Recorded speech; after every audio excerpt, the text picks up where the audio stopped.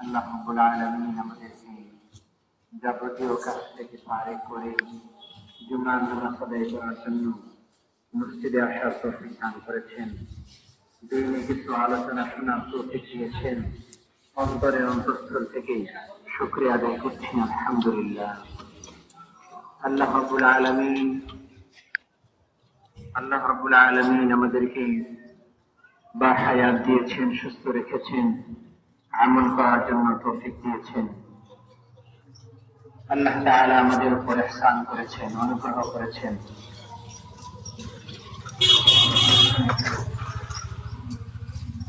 আজকে জিলহজ মাসের 9 তারিখ, 9 জিলহজ।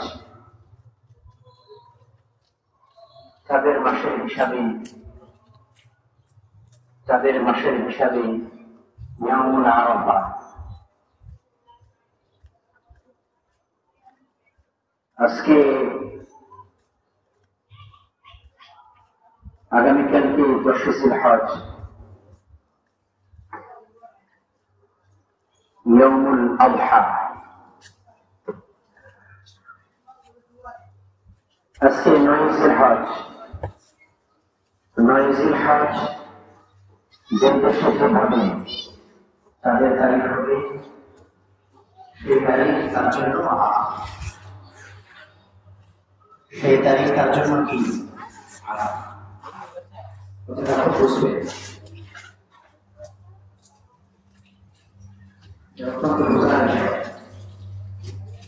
পড়াশোনা বিষয় নয়।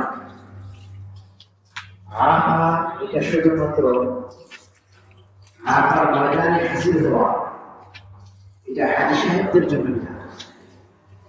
তার জন্য বিধান করে আরাফার ময়দানে হাজির হওয়া, এটা হাজী সাহেবদের বিধান। কিন্তু মুসলমানদের জন্য, কিয়ামত পর্যন্ত সকল মুসলমানের জন্য যেই দিন যেই জায়গায় 9 জিলহজ হবে, যার জন্য 9 জিলহজ হবে, যেই দেশে যেই প্রান্তে, ওটা তার জন্য আরাফার দিনের ফজিলত। কথা বুঝে আসে? আরাফার দিনের ফজিলত এক জিনিস, আরাফার ময়দানে হাজির হওয়া হয়েছে। এই জন্য আরাফা হবে সেই দিন, যেই দিন তাকবীরে তাশরীক শুরু হবে। সৌদি আরবে গতকালকে আরাফা হয়েছে, তাকবীরে তাশরীক শুরু হয়েছে ফজর থেকে। হাজী সাহেবরা আরাফার ময়দানে হাজির হয়েছেন, যারা হাজির হয়নি তারা তাকবীর করেছে। আরাফার ফজিলত যেই দেশের 9 জিলহজ হবে, ওই দেশের মানুষের জন্য তাকবীরে তাশরীক সহকারে আরাফা হবে। গতকালকে সৌদি আরবে আরাফা হয়েছে, আরাফার ফজিলত তো আমরা পাইনি। আরাফার ফজিলত মুসলমান সবাই পাবে। আরাফার দিনের একটা নির্ধারিত আমল আছে, সেটা তাকবীরে তাশরীক দিয়ে শুরু হবে। তাকবীরে তাশরীক ছাড়া কি হবে না, আরাফার ফজিলত পাওয়া যাবে না। বুঝার বিষয়, মুখস্থ করলে হবে না। এই জন্য আজকে অত্যন্ত গুরুত্বপূর্ণ দিন। অনেকে হয়তো রোজা রেখেছে, আবার অনেকে রোজা রাখেনি। যারা রোজা রেখেছেন, হযরত জাবের রাদিয়াল্লাহু আনহু থেকে বর্ণিত। জাবের রাদিয়াল্লাহু আনহু আল্লাহর নবীকে জিজ্ঞাসা করেন, ইয়া রাসূলুল্লাহ, 9 জিলহজ তথা ইয়াউমুল আরাফাতে রোজা রাখলে কি ফায়দা? আল্লাহর নবী ইরশাদ করেছেন, কেউ যদি 9 জিলহজ আরাফার দিনে রোজা রাখে, আমি আশা করছি যে আল্লাহ রাব্বুল আলামিন তার সামনের এক বছর, তার পিছনের এক বছরে সমস্ত সগীরা গুনাহ মাফ করে দিবেন। সুবহানাল্লাহ। সমস্ত কি গুনাহ মাফ করে দিবেন, সগীরা গুনাহ মাফ করে দিবেন। আল্লাহর নবী এটা আশা রাখেন। কিয়ামত পর্যন্ত মুসলমান সবাই আশা আরাফার তিনি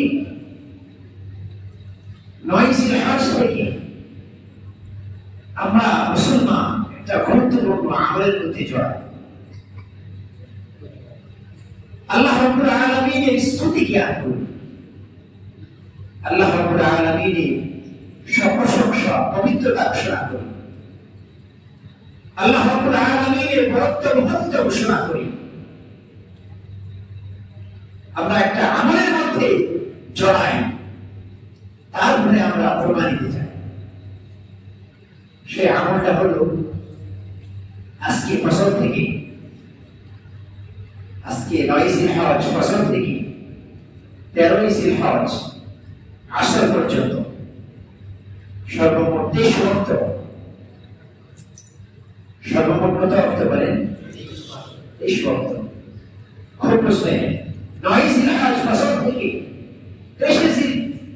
13 জিলহজ আসর পর্যন্ত সর্বমোট এখানে 23 ওয়াক্ত আমরা তাকবীরের আমলের মধ্যে থাকি, আমরা তাকবীরের আমলের মধ্যে থাকি। এই যে তাকবীরে তাশরীফ, এটা কিয়ামত পর্যন্ত সমস্ত দেশে সকল মুসলমানের জন্য, পুরুষ মহিলা সবার জন্য এটা ওয়াজিব। অন্যান্য ইমাম, অন্যান্য ইসলামিক স্কলার্স ওনারা বলে এটা সুন্নাহ, বাকি উলামায়ে আহনাফ বলে এটা ওয়াজিব। এটা ওয়াজিব বিধান। আমরা একটা ওয়াজিব আমলের মধ্যে জড়াই। সুতরাং আজকে জুমার দিন একটা আমলের মধ্যে আছে।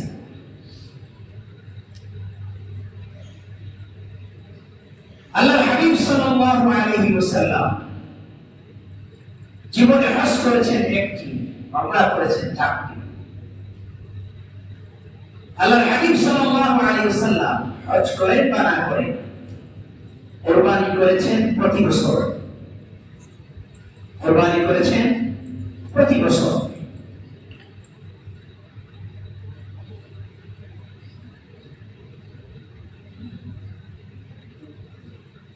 কুরবানি প্রতি বছরই করেছেন। তাহলে আল্লাহ নবী সাল্লাল্লাহু আলাইহি ওয়াসাল্লামের সামর্থ্য ছিল, সাহাবায়ে কেরামের অনেকের সামর্থ্য ছিল, অনেকের সামর্থ্য ছিল না। তো সামর্থ্যবানদের জন্য কুরবানি করা এটা ওয়াজিব।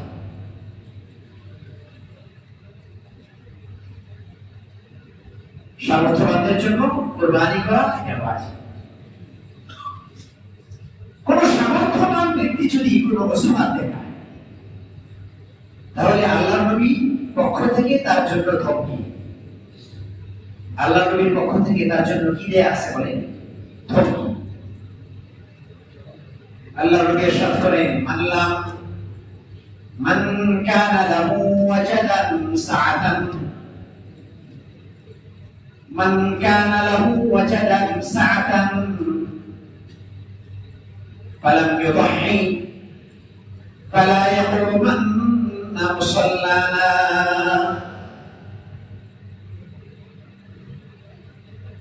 আল্লাহ রাব্বুল আলামিন যাদেরকে সামর্থ্য দিয়েছেন, যাদেরকে সচ্ছলতা দিয়েছেন, যাদেরকে নেশাব পরিমাণ মালের মালিক বানিয়েছেন, যাদের উপর আল্লাহ রাব্বুল আলামিন যাকাতকে ফরজ করে দিয়েছেন, তাদের উপর আবার যাদেরকে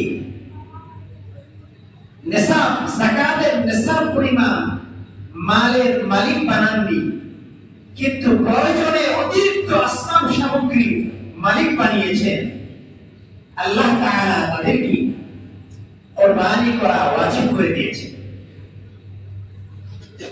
তাদেরকে আল্লাহ রাব্বুল আলামিন সামর্থ্যবান করেছে। আল্লাহর হাবিব তাদেরকে সচ্ছল বান্দা হিসাবে নির্বাচন করেছে। সেটা আমরা কিভাবে বুঝবো? আমি একটু ব্যাখ্যা করে যদি বলি, যাদের কাছে যাদের উপর যাকাত ফরজ সেটা আমরা জানি, 7.5 তোলা সোনা স্বর্ণ, 52.5 তোলা অথবা ভরি রূপা, তার সমপরিমাণ অর্থ, অথবা কোরবানি তার জন্য ওয়াজিব যাদের উপর যাদের কাছে প্রয়োজনীয় আসবাবের অতিরিক্ত আসবাব আছে, যাদের প্রয়োজন পুরা করার মতো মাসিক ইনকাম আছে। যাকাত ফরজ হয়নি কিন্তু মাসিক কি আছে বলেন? ইনকাম আছে, আয় রোজগারের ব্যবস্থা আছে, ঘরে ফ্রিজ লাগবে একটি, আছে দুটি, তাহলে অতিরিক্ত একটি কি নেশাব দেওয়া হবে। আসবাব সামগ্রী একটি একটি করে লাগে, আছে দুটি দুটি করে, গাড়ি একজনের একটি লাগে, আছে দুটি। এই যে একটির বেশি অতিরিক্ত যাদের আছে তার উপর কোরবানি করা হয়। অথবা প্রয়োজনের অতিরিক্ত আসবাব সামগ্রী নাই, মান্থলি মাসিক একটি ইনকাম আছে, তার জন্য কোরবানি করা হয়। প্রশ্ন হলো, কোরবানি করবো না সদকা করবো? কোরবানি করবো না সদকা করবো? হযরত আয়েশা রাদিয়াল্লাহু আনহা থেকে বর্ণিত, আল্লাহর নবী ইরশাদ করেন, মা আমিলা ইবনু মিন আদম মিন আমালি ইয়াউমিন নাহরি হাব্বা ইলাল্লাহি মিন ইহরাদিদ দাম ওয়া ইন্নাহু লায়াতি ইয়াউমাল কিয়ামাতি বিকুরুনিহা ওয়া আশ'আরিহা ওয়া আযলাফিহা ওয়া ইন্নাদ দামা la yaqa'u bimakanin qabla an yaqa'a bil ard فطيبوا بها نفسا فطيبوا بها نفسا। আল্লাহ নবী ইরশাদ করেন, ইয়াউমুল আযাহি তথা কোরবানির দিবসে 10 জিলহজ, 11 জিলহজ, 12 জিলহজ সূর্যাস্ত পর্যন্ত কোরবানির দিবসগুলোতে কোরবানি ব্যতীত এর থেকে আর উত্তম কোন আমল নাই। আল্লাহ রাব্বুল আলামিনের কাছে এর থেকে উত্তম কোন আমল নাই। সে কোরবানি করবে, এটা আল্লাহ রাব্বুল আলামিন চাচ্ছে। কোরবানিটা আমার পক্ষ থেকে আল্লাহ রাব্বুল আলামিন চাচ্ছে, তো কোরবানি দিবসগুলোতে এর থেকে উত্তম আর কোন আমল হতে পারে না। وإن الدم لا يقع بمكان قبل أن يقع بالأرض। কোরবানির পশুর রক্ত জমিনে পড়ার আগে, কথাটা বুঝবে, لا يقع بمكان قبل أن يقع بالأرض, মানে জমিন, জমিনের স্থানে রক্ত পড়ার আগে আল্লাহ রাব্বুল আলামিনের দরবারে কোরবানি কবুল হয়ে যায়। সুবহানাল্লাহ, মানে আল্লাহ রাব্বুল আলামিনের কাছে আমার এই কোরবানিটা পৌঁছে যায়। ফাতিবু বিহা নাফসা, ফাতিবু বিহা নাফসা, ফাতিবু বিহা নাফসা, এটা বলেছে। সুতরাং তোমরা খুশি মনে আনন্দ চিত্তে তোমরা কোরবানি করতে থাকো। আল্লাহর হাবিব সাল্লাল্লাহু আলাইহি ওয়াসাল্লাম বিদায় হজে 100 উট কোরবানি করেছেন। কত শত কোরবানি করেছেন? আল্লাহর নবী যখন কোরবানি করেন, উটগুলো সিরিয়াল করে যারা পিছনের সারিতে ছিল তাদের চোখ দিয়ে পানি পড়ে। তাদের ইচ্ছা ছিল আমি আল্লাহর নবীর হাতে কোরবানি, সুবহানাল্লাহ, আমি আল্লাহর নবীর হাতে কোরবানি। আল্লাহর নবী কোরবানি করতে করতে 63টি কোরবানি করেছেন, বাকি 37টি হযরত আলী কাররামাল্লাহু ওয়াজহা কোরবানি করেছেন। তাহলে কোরবানি দিবসে এর থেকে উত্তম কোন আমল হতে পারে না।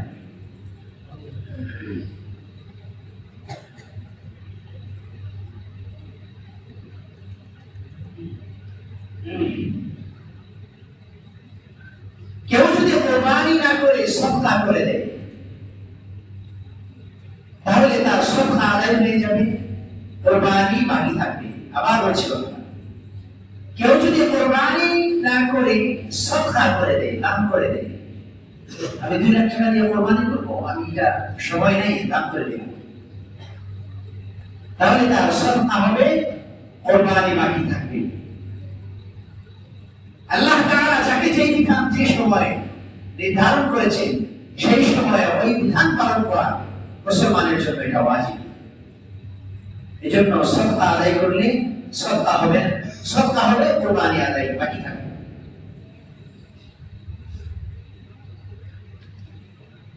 কোরবানির পশু কেমন হবে গত জুমায় করেছি, আজকে পর্যন্ত হয়তো সবাই প্রায় কোরবানি ক্রয় করেছে, গত জুমায় বলেছি।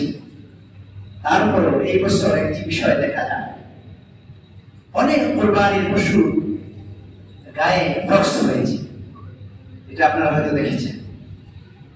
গত বছর ফক্স ছিল, এটা শুকিয়ে গেছে। তো ফক্স হওয়ার কারণে কোরবানির মধ্যে কোনো ধরনের ক্ষতি হবে না। ফক্স হওয়ার কারণে কি হবে না? কোরবানিতে ক্ষতি হবে না। আমাকে অনেকেই মাসলা জিজ্ঞাসা করেছেন, ভিডিও করে দেখিয়েছি। ফক্সের কারণে কোরবানির কোনো ক্ষতি হবে না। স্বয়ংসম্পন্ন কোন কোরবানি পশুর যদি অঙ্গ নষ্ট থাকে, স্বয়ংসম্পন্ন অঙ্গ, কান, নাক, জিহ্বা, গলা, গর্দান, কুস, তারপরে বাহু, লেজ, স্বয়ংসম্পন্ন কোন অঙ্গ যদি বিকৃত, বিকলাঙ্গ অথবা নষ্ট থাকে, তাহলে সেটা দ্বারা কোরবানি আদায় হবে না। এমনকি কেউ যদি জীর্ণ শীর্ণ, জীর্ণকায়, অত্যন্ত দুর্বল, অসুস্থ, যে কোনো সময় মারা যেতে পারে, এমন পশু দ্বারাও কোরবানি আদায় হবে না। এই জন্য এই বিষয়গুলো খেয়াল করা, গুরুত্বের সাথে খেয়াল করা জরুরি। তারপর হচ্ছে জবাই করার নিয়ম। কোরবানির পশু যার যার পশু, যার যার কোরবানি, যার যার জন্য জবাই করা এটা উত্তম। যার যার পশু, যার যার ব্যক্তিগতভাবে পশু জবাই করে দেওয়া, এটা মূলত উত্তম। এটাই মূলত নিয়ম। আমার পশু আমি কোরবানি করব।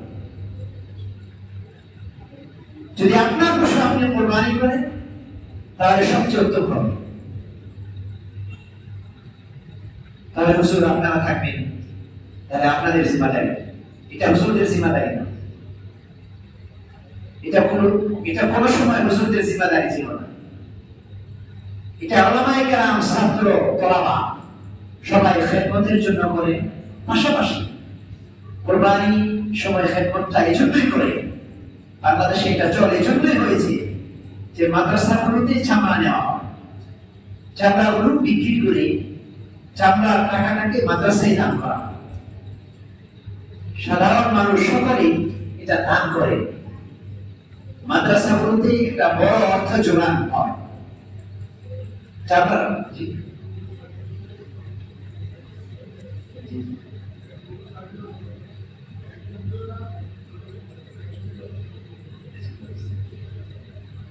এই জন্য বড় অর্থ যোগান হয় মাদ্রাসাগুলোতে চামড়া দিয়ে। চামড়াগুলো মেহরবানি করে মাদ্রাসাগুলোতে দিয়ে দিবেন, কোনো চাঁদাবাজদেরকে দিবেন না। চাঁদাবাজি যেন না করে, অনেকেই বল প্রয়োগ করতে পারে এই বছর। জন্য সবচেয়ে ভেজাল মুক্ত মাদ্রাসা ছাত্রদের কাছে দিয়ে দিবে। চামড়ার টাকা খুব বেশি হবে, 1200 হতে পারে।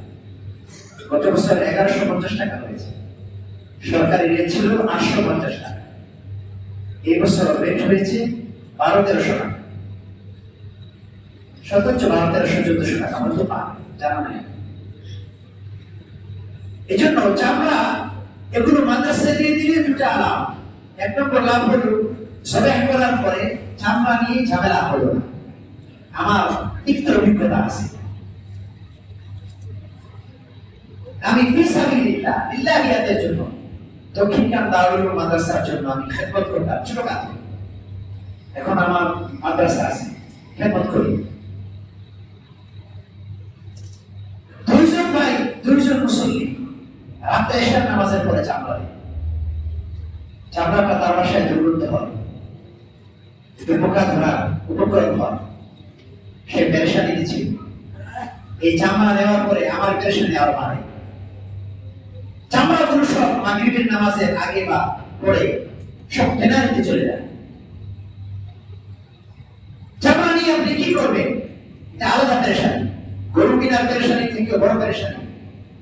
চামড়াগুলো মাদ্রাসাতে দিয়ে দিন, আশপাশে মাদ্রাসা আছে, ছাত্ররা আছে, দিয়ে দিন। তো ওলামায়ে কেরাম, ইমাম সাহেব, খতিব সাহেব, মুয়াজ্জিন সাহেব ওনারা সুবহ করে, এটা মূলত তাদের মুসিবতাই ছিল না কখনো। এটা ওনারা করে, খেদমত করে। এই জন্য যারা খেদমত করেন তাদেরকে পারিশ্রমিক দিয়ে দেন। যে করে ছাত্ররা করবে, উস্তাদরা করবে, ইমাম সাহেবরা করবে, মুয়াজ্জিন সাহেবরা করবে, তাদেরকে পারিশ্রমিক দিয়ে দেন। জবাহ করার জন্য কোন সময় গোশত হাদিয়া দিবেন। জবাহ করার পরে পারিশ্রমিক যার যার মতো দিয়ে দেবেন। আমাদের একজন সম্মানিত মুরব্বী উনি প্রশ্ন করেছেন, 7 শরীকে মিলে কোরবানি করে, তাহলে 7 শরীকে মিলে কোরবানি করে, তাহলে কোরবানি কি করবে? কোরবানি 7 জনের মধ্যে থেকে যে কোনো একজন করে নেবে, তাহলে হয়ে যাবে। আরেকজন কোরবানি করার থেকে নিজে কোরবানি করা ভালো। এজন্য জবাহ করার সময় মূল কথাটা আমি বলি, জবাহ করার সময় যদি আমরা কোরবানি করি, আমরা তো কোরবানি করি, জবাহ করার সময় এটা আল্লাহর ওয়াস্তে সবাইকে আমি বিনীতভাবে আরজ করতে চাই।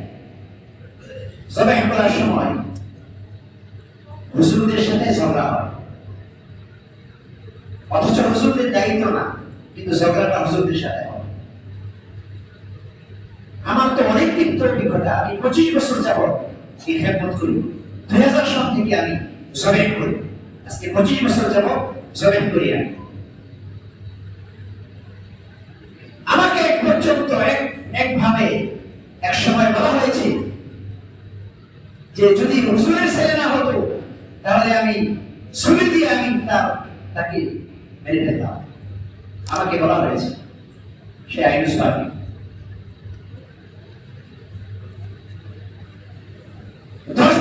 আমার কাছে ক্ষমা চাইতেছে, আমি ক্ষমা করে দিয়েছি, কিন্তু সে কাজটা ঠিক করে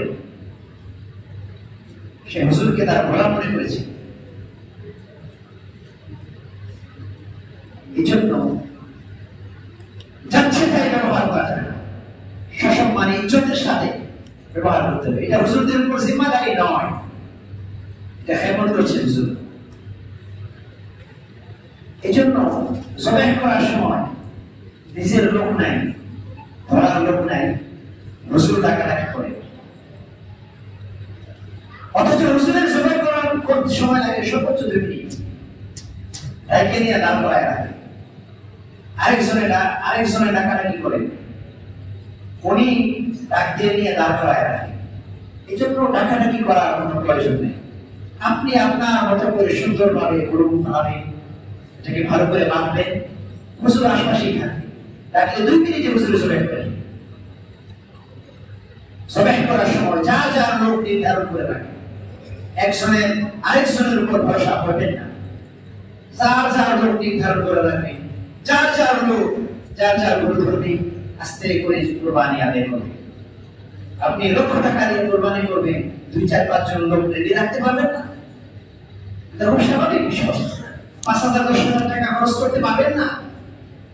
এই জন্য যার লোক রেডি রাখবেন, জবাহ হয়ে যাবে সর্বোচ্চ 30 মিনিটে। 30 মিনিট করে সর্বোচ্চ 100 করে কোরবানি হবে।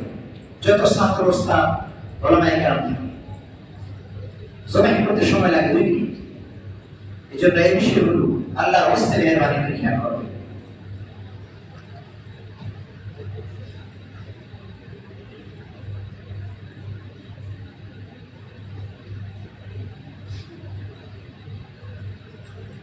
আরেকটি বিষয়, বর্তমানে বৈরী আবহাওয়া চলছে, কালকে বৃষ্টি হতেও পারে, নাও হতে পারে। আমাদের মসজিদে ঈদের জামাত হবে, ঘোষণা করবে।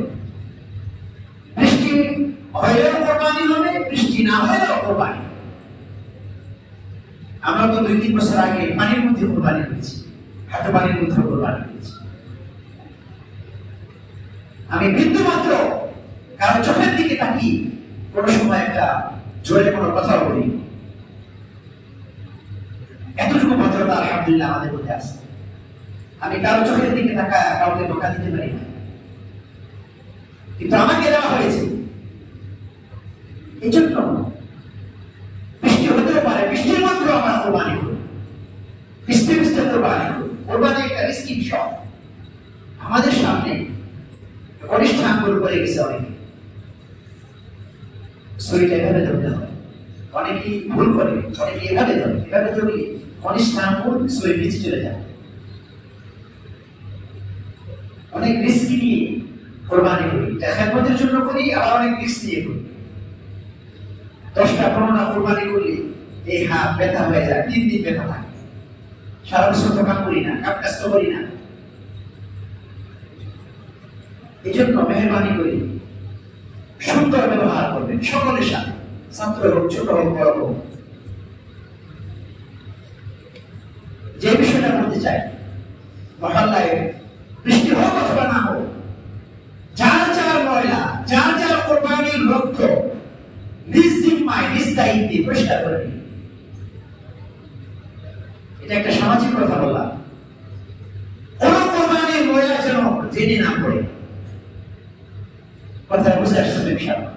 কোন কোরবানির ময়লা যেন জেনে না পড়ে, কোন বলি যেন জেনে না পড়ে। আমি অনেক দেখেছি মিয়াপাড়া মহল্লায়, আইনুস বাগে আমি অনেক দেখেছি যে ফসলের নামাজের পরে অনেক মানুষ এভাবে ময়লা করি এভাবে বেঁধে রাস্তায় এসে টানে ভাবে দেখি কেউ আসে।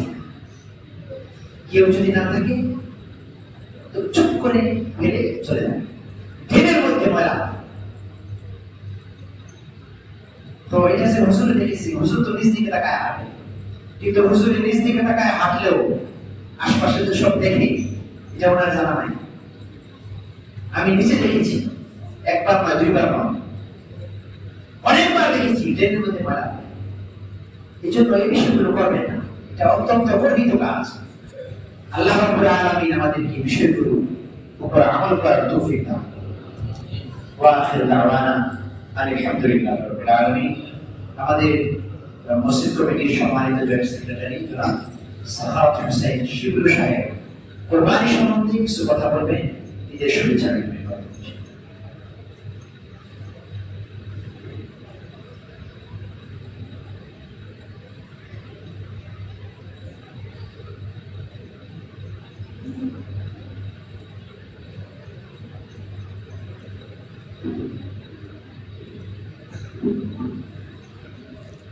আসসালামু আলাইকুম, বিসমিল্লাহির রহমানির রহিম। মিয়াপাড়া মসজিদ কমিটির পক্ষ থেকে সবাইকে অগ্রিম ঈদের শুভেচ্ছা।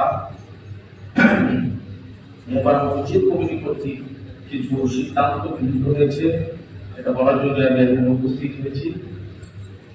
আগামীকাল ইনশাআল্লাহ ঈদের জামাত হবে, মোটামুটি খুবই নিশ্চিত। তো আমাদের এই জায়গায় জামাত হবে পাশেই ঈদগাহ, ওই ঈদগাহে লক্ষ্য রেখে 7টার সময় কোনো জায়গায় ঈদ হবে, 15 মিনিট পর আমাদের এই জায়গায় ঈদের জামাত হবে। তো আমাদের 7টায় আমাদের এই জায়গায় ঈদের জামাত হবে ইনশাআল্লাহ। আমরা এই জায়গায় জামাত করবো। আর গরুর প্রতি আমাদের সবাই ইনশাআল্লাহ যারা যারা কুরবানি দিব তারা একটু লক্ষ্য রাখবো যে আমাদের 4 জন কুরবানি কি করবেন, এর মধ্যে গরু প্রতি আমরা নির্ধারণ করছি হাদিয়া 300 টাকা এবং হাসি অথবা বেড়া এগুলো নির্ধারণ করা হচ্ছে 200 টাকা। আমরা এটা চেষ্টা করব এবং আমাদের 4 জন লোক থাকবে, মোটামুটি উত্তর দিক এবং দক্ষিণ দিক এবং পশ্চিম একজন থাকবেন, পূর্ব দিকে পরিচিত থাকবে, তার দিকে থাকবে।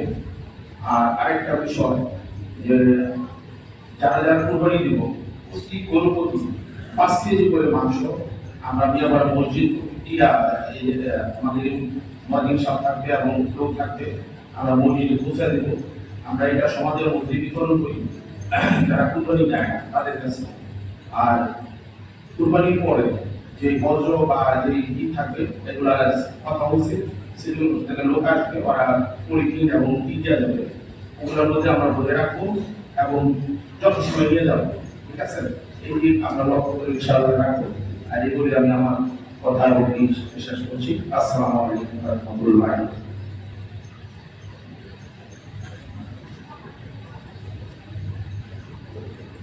আমাদের সম্মানিত জয়েন্ট সেক্রেটারি সাহেব যে কথাটা বলছেন, ওনার এই কথাটাকে আমি আর একটু ব্যাখ্যা করতে চাই, যদি কিছু মনে না করে।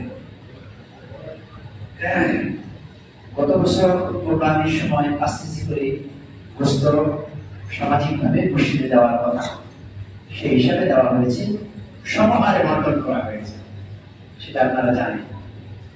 কিন্তু তারপরেও কিছু অসুবিধা হয়েছে। অসুবিধার জন্য অসুবিধা হয়নি, অসুবিধাকে তৈরি করা হয়েছে। এই জন্য এই বিষয়টা সকলে খেয়াল করবে। এটা আমার গায়েও করেছি,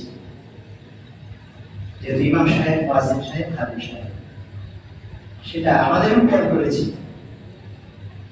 এই জন্য মেহরবানি করি, এটা যেহেতু ফরজ কাজ না, এটা একটা উপকারের কাজ। এখানে দুটো বিষয়। এক নম্বর বিষয় হলো যারা কুরবানি আদায় করবেন 5 কেজি গোশত সামাজিক প্রথা বা নিয়ম অনুযায়ী মসজিদে দিয়ে দিলেন। 5 কেজি থেকে 100 গ্রাম কম যেন না হয়। আপনি কম কেন দিবেন? আপনি তো কুরবানি দিচ্ছেন গোশত খাওয়ার জন্য না, কুরবানি তো দিচ্ছেন এটা আল্লাহকে খুশি করার জন্য। গোশত এটা আল্লাহর পক্ষ থেকে আপনাকে খাওয়ার জন্য হাদিয়া দেওয়া হয়েছে, গোশত ফ্রিজ করে রাখার জন্য দেওয়া হয়নি। আল্লাহর পক্ষ থেকে আপনাকে হাদিয়া দেওয়া হয়েছে, তুমি খাও। কুরবানি তো গোশত খাওয়া নয়, আপনি 5 কেজি করে গোশত দিয়ে দিবেন। এবং আমাদের এখানে খাদিম সাহেব থাকবেন, 5 কেজি মাপার সময় অনেক সময় 3.5 কেজি হয়েছে। 3.5 কেজি, 2.5 কেজি, 2 কেজি এগুলো করবেন না। একটা নিয়ম যেহেতু হয়েছে, সেই নিয়মটা রক্ষা করবেন। আর বন্টনের সময় মসজিদ কমিটি নীতি নির্ধারক দায়িত্বশীল সকলেই মেহরবানি করে থাকবে। কেউ যদি বলে যে অসুস্থ, বৃষ্টি, কাদা, পানি, এগুলো না বললে ভালো হয়। মসজিদ কমিটির দায়িত্বশীল গুরুত্বপূর্ণ নীতি নির্ধারক সকলেই থাকবে। কেউ যেন দোষের দিক কোনো একদিকে ছুটতে না পারে। গত বছর একটা ঝামেলা হয়েছে, সেই ঝামেলাটা আমার কাছে মনে হয়েছে সেটা একদম অযথা, বেহুদা। এটা শয়তান ভর করেছে, আমাদের উপর শয়তান ভর করেছে।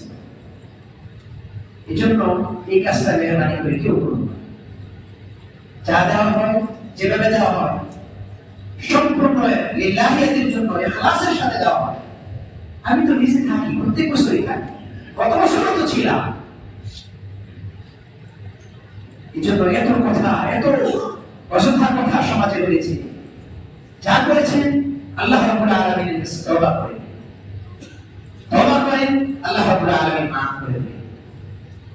এজন্য মেহরবানি করে এই মহৎ একটি বিষয়টাকে দুষ্ট করা উচিত নয়। আল্লাহ রাব্বুল আলামিন আমাদের সকলকে বিষয়গুলো বুঝার তৌফিক দান করুন। যাদের সুন্নাত বাকি আছে